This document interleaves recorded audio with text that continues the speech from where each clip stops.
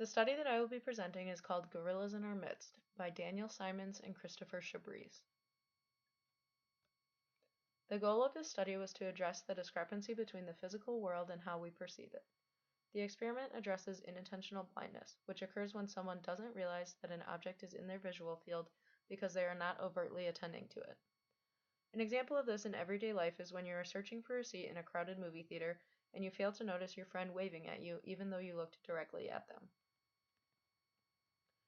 The methods of this study included the participants watching videotapes of a group of people passing a basketball to each other. The participants were tasked with either counting the total number of passes made or separate counts of how many bounce passes and aerial passes were made.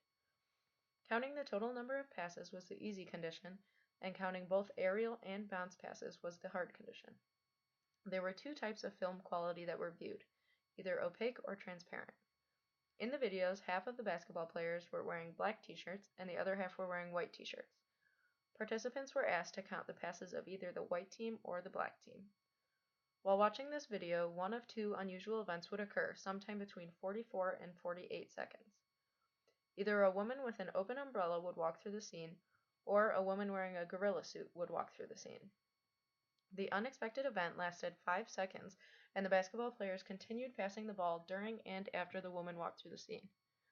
There were a total of 16 separate experimental groups consisting of different combinations of the following conditions: easy or hard task, transparent or opaque film, white or black team, and umbrella woman or gorilla. After watching the video, participants were asked to write down the number of passes that they counted. They were then asked a series of questions that varied from whether they had seen anything unusual in the video to directly asking if they saw a woman with an umbrella or a gorilla in the video. If the participant responded yes to any of the questions, they were asked to elaborate and provide details of what they saw. The results showed that overall, approximately half of the participants were unaware of the woman with an umbrella or the gorilla that appeared in the video, despite being asked directly if they had noticed a woman or gorilla. Several of the participants who had not noticed the woman or gorilla did not believe that it had happened until after they had watched the video clip again.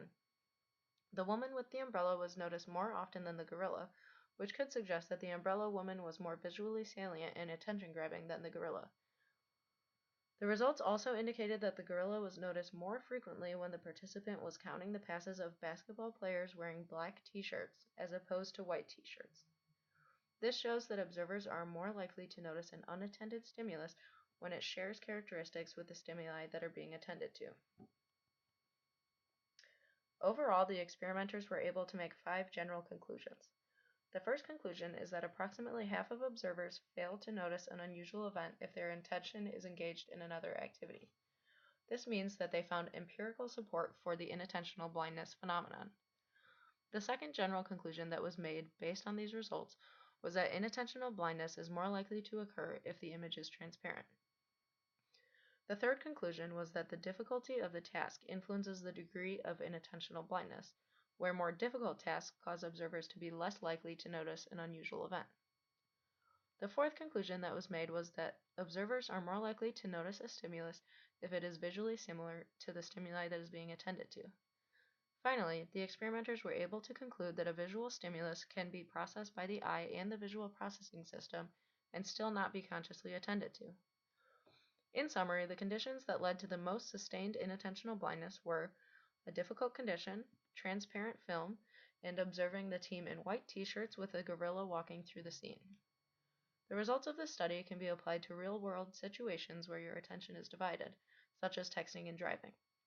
This sustained inattentional blindness can explain why distracted driving leads to car accidents.